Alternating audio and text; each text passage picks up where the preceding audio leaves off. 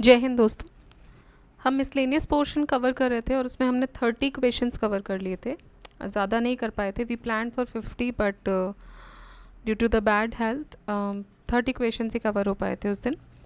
We will be starting today with the 31st question.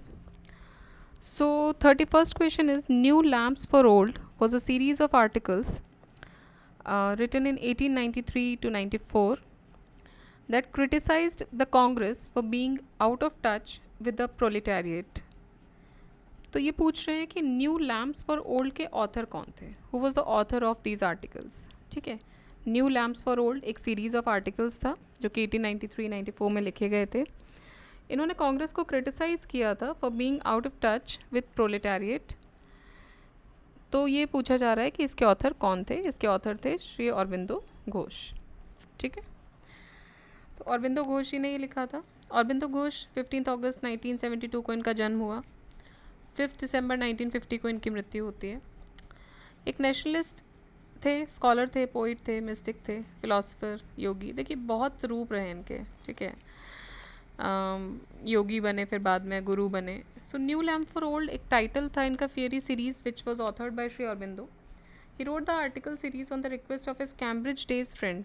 तो इनके Cambridge के दिनों के एक दोस्त थे के.जी. देश पांडे. उनके रिक्वेस्ट पे इन्होंने ये आर्टिकल्स लिखे. K G. Deshpande was in charge of a weekly publish from Bombay called Indu Prakash. तो ये क्या करते थे, ये इंचार्ज थे. एक वीकली एक पब्लिश होता था ना, एक हफ्ते में एक बार पब्लिश होने वाला न्यूज़पेपर काइंड ऑफ थिंग. तो वो पब्लिश होता था वीकली, उसका नाम था इंदु प्रकाश. उसमें ये आर्टिकल्स लिखे गए थे and it was written on the political situation of India. It specially criticise the policies of Congress towards the colonial rule in India. ठीक है, so new lamps for old क्या है, इसमें क्रिटिसिज्म किसका हुआ है. एक तो ये याद रखिएगा, ब्रिटिशर्स का नहीं हुआ है, कांग्रेस का हुआ है. दूसरा लिखा किसने, श्री अरबिंदो घोष जी ने लिखा है. कब लिखा गया है, 19th सेंचुरी में, मतलब 1893-94 towards the end of 19th century. Which two leaders visited India and serve for social regeneration. Which two leaders visited India and served for social regeneration. ध्यान दीजिएगा, विजिटेड मतलब घूमे हैं पूरे देश में. कौन थे, गांधी, तिलक. तो गांधी और Tilak toured extensively in India for the cause of social development. Tilak was the first national leader who tried to establish a close relationship with the public. तो ये प्रिकर्सर रहे हैं गांधी जी के एक तरीके से. हाँ, गांधी जी तो 1915 में आने के बाद उन्होंने ये सारा किया. उससे पहले तिलक जो थे वो मासेस के साथ जुड़े. वो पहले लीडर बनते हैं जो मासेस के साथ जुड़े. Who was the first speaker to discard the official wig and presided over the house wearing the Gandhi cap? तो ये थे जीवी मावलंकर जी. जीवी मावलंकर जी जो कि प्रेसिडेंट बने सेंट्रल लेजिस्लेटिव असेंबली के 1946 में. ये पहले स्पीकर थे जिन्होंने जो विग होती है, आपने देखा होगा कि अगर आप मूवीज़ देखें पुरानी नहीं मतलब मूवीज़ देखें जो उस समय की रही हैं जिसमें उस समय का पीरियड दिखाया गया, तो एक विग पहनते हैं. और अभी भी मे बी ब्रिटिश में वो होता हो, वो विग पहनते हैं वाइट कलर का ऊपर अपने. तो वो इन्होंने हटा दिया एंड ही वोर गांधी कैप. ठीक है, so who discarded the wig hitherto regarded as mandatory for formal occasions and presided over the house wearing a Gandhi cap. When asked by Britisher in this context he said your wig is not suitable for this warm climate. तो भाई वहाँ पहनते थे, वहाँ का climate जो होता था कि थोड़ा ठंडा रहता है तो उनके लिए ठीक है, बट यहाँ पे आपको एक लगेगा पता नहीं क्या, आप एक बोझा लेके बैठे हुए हो. और वैसे भी बाद में आप मतलब अब आप आज़ादी की तरफ थे, अब आपका इन्वॉल्वमेंट हो रहा है, आप अपने आप को प्रेजेंट कर रहे हो सामने, तो इन्होंने अपने आप को गांधी कैप पहन के प्रेजेंट किया. ही also became the first speaker of Lok Sabha. ठीक है, बाद में ये फर्स्ट स्पीकर ऑफ लोकसभा भी बनते हैं, G V Mavalankar. On which of the following date the maker of constitution of India doctor Bhimrao Ambedkar had died. इनकी मृत्यु किस दिन हुई, डेट पूछ रहे हैं. तो इनकी मृत्यु होती है 6 दिसंबर 1956 को. ठीक है, 6 दिसंबर 1956 को. 5 दिसंबर को अरबिंदो घोष जी की होती है. 6 दिसंबर 1956 को होती है अंबेडकर जी की मृत्यु. तो अंबेडकर जी का जन्म हुआ था भीमाबाई सकपाल और राम जी के घर में अप्रैल 14, 1891 को मध्य प्रदेश में Mau. On December 6, 1956 he died at his home in Delhi. इनको भारत रत्न दिया गया था, अवार्ड भारत रत्न दिया गया था इनको इन 1990. तो ध्यान दीजिएगा, ऐसे किसी की डेट पूछते नहीं हैं आपको हर इंसान की। अब आप पूछेंगे कि सबकी हमें डेट याद रखनी होगी क्या, किसकी कब डेथ हुई, किसका कब जन्म हुआ। देखिए पहली बात तो इनका जन्म तो फेमस है 14 अप्रैल, तो वो तो आपको याद है ही। मृत्यु की बात रही तो 1990 का क्वेश्चन है ये, और आप देखिए उनको अवार्ड जो मिला था भारत रत्न वो 1990 में मिला था। तो हो सकता है कभी भारत रत्न गिने चुने लोगों को मिलता है, तो उतने लोगों के बारे में कुछ रिलेटेड अगर हल्का क्वेश्चन बोल सकते हैं, इजी क्वेश्चन बनाना है, तो इस तरीके के क्वेश्चन भी डाले जा सकते हैं इन सम ऑफ द एग्जाम्स। और ये 1990 का क्वेश्चन है, ठीक है। अभी हम एक्सपेक्ट नहीं करते हैं कि इस तरह के क्वेश्चन आएंगे, बट अगर आ भी जाता है और आपको लगता है कि कोई ऐसा लेजेंडरी है जो पोस्ट थॉमसली न्यूज़ में रहे या किसी भी वजह से कोई भी न्यूज़ में पोस्ट थॉमसली ना भी हों, अभी ज़िंदा हों, तो उनकी छोटे जो डेटाज फैक्ट्स होते हैं वो ध्यान में रख सकते हैं, ठीक है, ज़्यादा नहीं। लेकिन which death anniversary of doctor Bhimrao Ambedkar which will fall in 2016। अब 2016 में क्या हुआ, क्योंकि 1956 में इनकी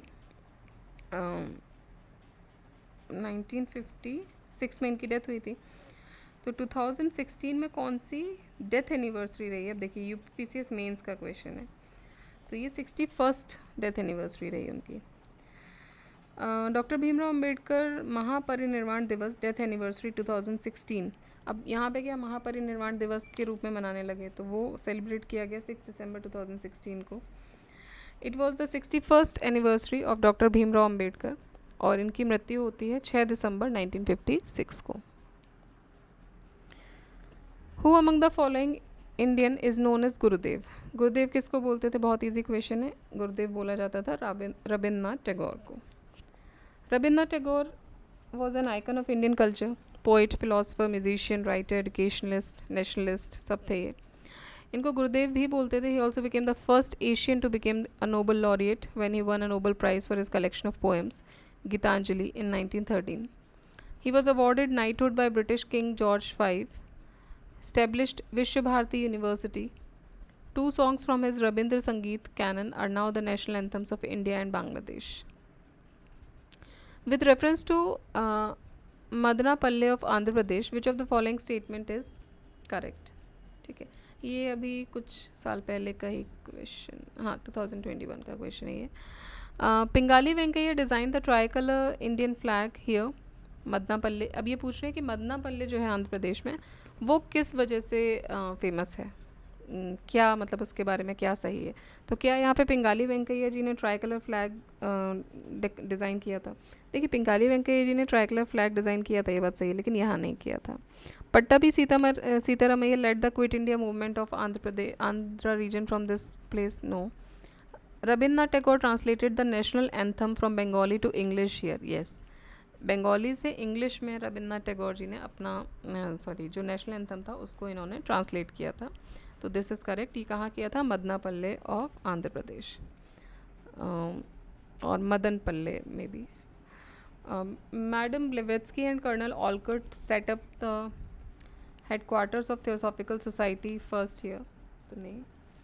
देखिए रविन्द्रनाथ टैगोर ने ट्रांसलेट किया था नेशनल एंथम इंग्लिश में as morning song of India in February 1919 during his brief stay, तो थोड़े देर के लिए रुके थे यहाँ पर मदन पल्ले में। It was given a tune by Margaret Cousins, और इसको जो रिदम या ट्यून दी गई थी वो मार्गरेट कजन्स ने दी थी। रविन्द्रनाथ टैगोर की मृत्यु किस साल होती है। रविन्द्रनाथ टैगोर की मृत्यु होती है 1941 में, ठीक है। तो इनका जन्म होता है 7 मई 1861 को, एक वेल्दी ब्राह्मण फैमिली में इनका जन्म होता है कैलकाटा में। ये 9वें सन थे, 9th सन थे देवेंद्रनाथ और शारदा देवी के। Then he passed away on 7 August 1941, अपने एंसेस्ट्रल होम कैलकाटा में इनकी मृत्यु होती है। Who among the following had called Rabindranath Tagore as a great sentinel. Great sentinel बोला था महात्मा गांधी जी ने। Gandhi believed that he was providing moral support for India's freedom struggle. Which of the following statement is not correct about Rabindranath Tagore? He sang the glories of ancient India and its culture. सही है। He considered Shivaji and Guru Gobind Singh as a nation builder. True. Many of his songs refute the heroism of Marathas. True. देखिए यहाँ confusion हो सकता है because he was a Bengali, but ये सही है। And he favored the economic aspect of Swadeshi movement, ये सही नहीं है। रविन्द्रनाथ टैगोर ने फेवर नहीं किया था इकोनॉमिक एस्पेक्ट स्वदेशी मूवमेंट का। He portrait the side effects of the economic aspect of swadeshi movement. इन्होंने बोला था कि इसके साइड इफेक्ट्स क्या होंगे वो उन्होंने बताए थे। इनका एक नॉवल था घरे बैरे, घरे बैरे मतलब घर घर पे ही बैरी बैठे, आई थिंक यही होना चाहिए, Ghare Baire, with depicting the sourness of Muslim businessman. Remaining statements जो हैं वो सही हैं। जय जवान जय किसान का स्लोगन किसने दिया था? लाल बहादुर शास्त्री जी ने। Hail the soldier hail the farmer, it was a slogan given to India by the then Prime Minister of India, Shri Lal Bahadur Shastri, in 1965, in a public gathering at Ramlila Maidan, Delhi. Who said, freedom is almost within reach, we have to seize it? Mahatma Gandhi. Mahatma Gandhi ji ने बोला था at the time of Quit India movement, which was started on 9th August 1942. He said, freedom is almost within the reach, we have to seize it. On the same occasion, Mahatma Gandhi gave the slogan of do or die. Who coined that slogan Quit India? Quit India slogan किसने coin किया था? ये slogan दिया था यूसुफ मेहर अली ने। यूसुफ मेहर अली 23 सितंबर 1903 से 2 जुलाई 1950 तक ही रहे। एक इंडियन फ्रीडम फाइटर थे, ये सोशलिस्ट लीडर थे। He was the founder of national militia, Bombay youth league and Congress socialist party. He also played a role in several peasant and trade union movements.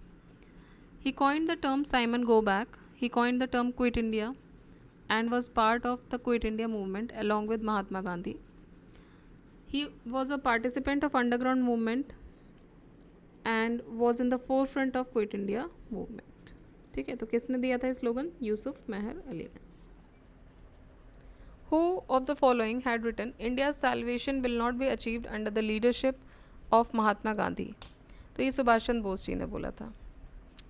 Writing in his much acclaimed book Indian Struggle, Subhash Chandra Bose stated, Mahatma Gandhi has rendered and will continue to render phenomenal service to his country, but, he added, India's salvation will not be achieved under his leadership.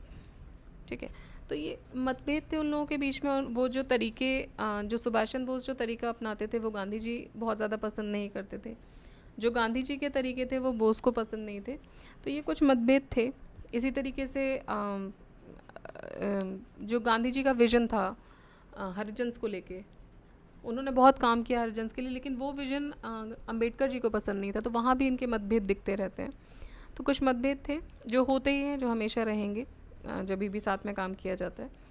ठीक है, तो ये बोला था सुभाष चंद्र बोस जी ने। Everything else can wait but not agriculture, the above statement is attributed to, तो ये दिया था जवाहरलाल नेहरू जी ने कि सब कुछ वेट कर सकता है, एग्रीकल्चर नहीं। In which year the first cloth mill established in Bombay, पहली क्लोथ मिल, पहली कपड़ा मिल कब बनी थी? 1854, 1854 में। So first cloth mill was established in Bombay in the year 1854 and was the first cotton textile mill of Bombay. It was established by a Parsi cotton merchant Kawasi Dabar. Kawasji Dabar, sorry, not Dabar, Dabar. ठीक है, तो 1854 में ये बनाई गई थी. Kings are made for public. Public is not made for the kings. Who among the following made this statement during the national movement? तो ये दिया था स्टेटमेंट दादा भाई नेहरू जी ने. He was also known as the grand old man of India. He is a well-known industrialist, educationist, thinker who advocated practical Vedanta. Practical Vedanta के बारे में बात किसने की थी? तो प्रैक्टिकल वेदांता के बारे में बात की थी विवेकानंद जी ने. स्वामी विवेकानंद एक इंडियन फिलोसफर थे मॉडर्न टाइम्स के. वो introduce the philosophy of Vedanta and yoga in the western world. He became a great spiritualist of neo Vedanta. He laid phenomenal philosophical foundations for Hindu cultural reformation and Indian society, utilizing Advait logic. He represented Neo-Vedanta linked with Transcendentalism, Neo-thought, Theosophy. He encouraged the practice of Advait Vedanta in people's daily life linked with society. He preached spiritual stage through the humanistic stage.